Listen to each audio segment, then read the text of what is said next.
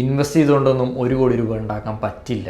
പറഞ്ഞു വരുന്നത് ആദ്യത്തെ 1 കോടി രൂപ ഉണ്ടാക്കുന്നതിനെ പറ്റിയാണ്. എത്രയും പെട്ടെന്ന് ഇൻവെസ്റ്റ് ചെയ്ത് തുടങ്ങിയാൽ കോടികൾ ഉണ്ടാക്കാൻ പറ്റുമെന്ന് പറയുന്നത് തന്നെ ചെറിയൊരു മിത്താണ്. ഉണ്ടാക്കാൻ പറ്റില്ല എന്നൊന്നല്ല ഞാൻ പറയുന്നത്. ഇൻവെസ്റ്റ്മെൻറ്റ്സിനെ മാത്രം ആശ്രയിക്കുകയാണെങ്കിൽ ഒരു 10-20 കൊല്ലത്തോളം എടുക്കും. അതായത് 10,000 രൂപ വെച്ചിട്ട് 12% റിട്ടേൺ നൽകുന്ന ഒരു മ്യൂച്വൽ ഫണ്ടിൽ ഇൻവെസ്റ്റ് ചെയ്യുകയാണെങ്കിൽ 20 കൊല്ലം എടുക്കും 1 crore രൂപയാവാൻ.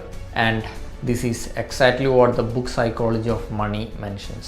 Your first million will be built through effort, not on interest. അപ്പോൾ എങ്ങനെയാണ് ഒരു സാധാരണക്കാരന് 1 കോടി രൂപ ഉണ്ടാക്കാൻ പറ്റുക?